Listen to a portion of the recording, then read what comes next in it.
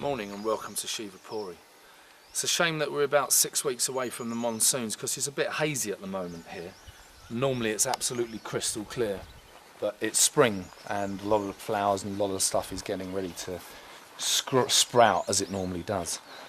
Shivapuri was first obtained by the Singh family in 1993 when it was just completely subsistence farmers that owned the property. But because the government was making this a watershed, it's a buffer zone, meaning there's a transition between tropical and subtropical and then up to the next level above the tree line of the high Himalayas. The whole place has been based on ecotourism, meaning your food is all organic, your water and your solar heating is all renewable. Your water that you drink, the food that you eat is unbelievable, it's just grown in front of you. The actual owners, the Singh family, when they took over the property, their idea was to keep this a very traditional Nepalese village, as villages were. And during the period of time that we've been here, or Prem has owned the actual property, he's the actual MD, they planted 25 to 30,000 saplings, and a huge volume of these saplings were fruit-bearing trees, which actively encourage the animals. There's barking deer that come in, there's all sorts of birds that come through. Something like 48% of the world's species of migratory birds cross over the great trans-Himalayan range into Nepal and down into India, and they fan out. The property itself covers a lot of acres. There's food, flowers, plants, walks, shrubs, everything, and it's growing and it's maturing, very, very much so. The actual long-term aim of this place is basically to preserve a time capsule whereby as the rest of the world shrinks and the most beautiful places go, for example, PP in Thailand, Bali as it was all those years ago, now the southern coasts of Vietnam are being opened up. A lot of indigenous things are losing their culture, the whole lot.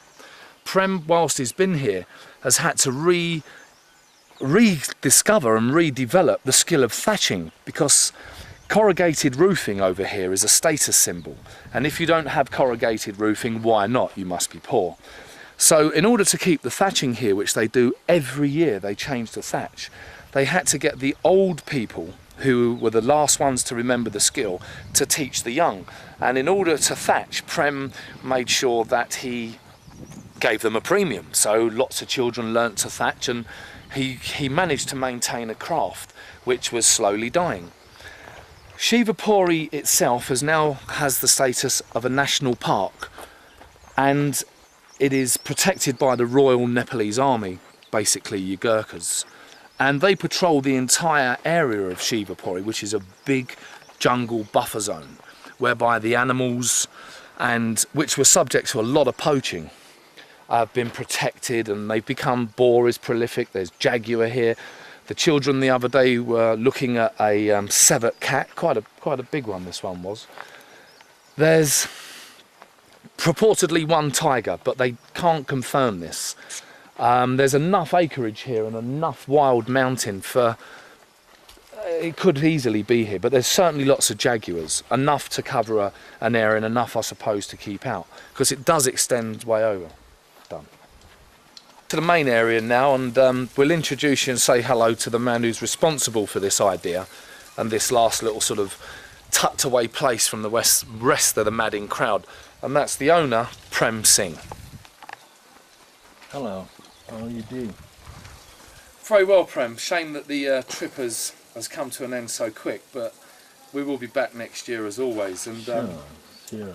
It will mature, I'm sure, more like it did last year and the year before, as it always does. We're going to take the camera into the kitchen now and have a look at how it's laid out and let people have a little idea, Mr. Singh. Okay. Please stay seated. You're going to meet Krishna now. Krishna is head boy, and behind Krishna is the master chef. He is responsible for cooking for all of us. That's Minay, the master chef. introduce you to Krishna now, the head boy at Shivapuri. And behind him is the very famous Minnie, who is the master chef. Krishna, Minnie. Minnie does the cooking for all of us, and we're going to take you into Minnie's kitchen now, where his food is just legendary. And we've had 3 meals a day for 14 days here, and we've been perfect. We're taking you there. We're now moving into the main sort of galley area here, where all of the cooking and everything is done in here, all the preparing. Oh, and we have, if I can find it, one of the most ancient things I've ever seen, and that is Minnie's oven. Minnie's oven comes from the days of the Raj, and he still cooks us a fantastic cake in that. That came from the 1800s, somewhere up from Calcutta. We'll take you outside now and show you where the washing areas and the out kitchens are done. And there's a few local people here as well. This is now the outside kitchen, where it's all being revamped for modern. We have a couple of local village folk here that are all part of the group, which is employment for them, because there's not much work in Kathmandu at the moment. They're also very shy. This is where a lot of fuel is kept. It's lucky that we're warm. Luckily for me, as all men do in the West, we shave 52 weeks of the year. But when we come here, we use Sweeney Todd, the barber, and this is Sweeney. Sweeney is on the left with the tash. And apparently he had a sort of pastry recipe as he was coming to do my first shave. And the boys were winding up about this. Anyway, we're going to run you back through it now. Good old Heinz tomato sauce, lamps. This is where the food is kept in the cool and dark, all produced from the surrounding land. Potatoes, everything. And also honey.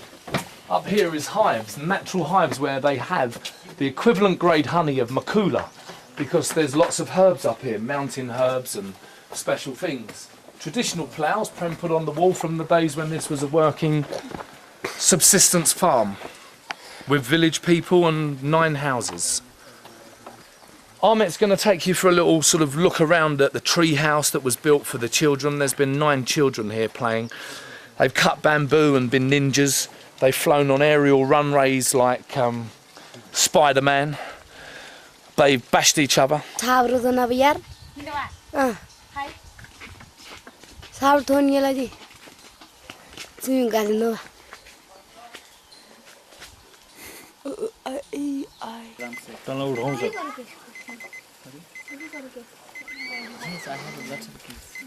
And here, on off.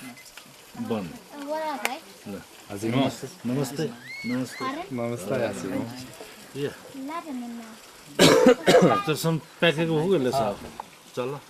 थोड़ी में गाड़ी आई. मुझसे लाऊंगा. हो गया.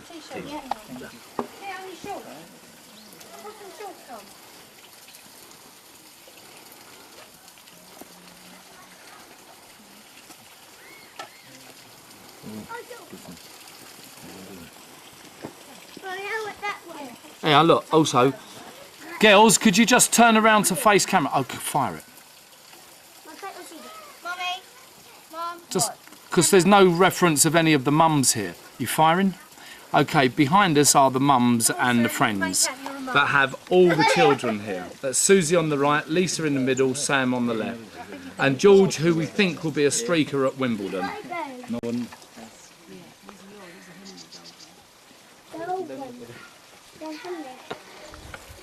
There you have it, Shivapuri. Hope you liked it.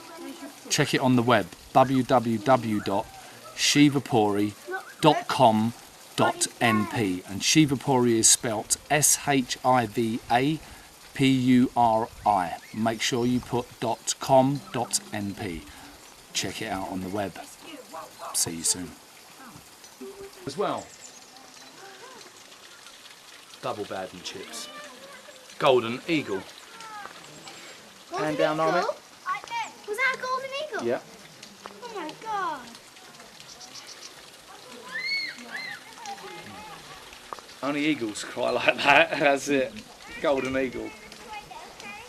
My friend friend loves golden eagles, and I never thought they were real. Yeah, Johnny, look at underneath his wings. See the white flecks under his wings, Johnny? As he turns, they go all brown. Because that's what he is, he's golden. The sun hits it.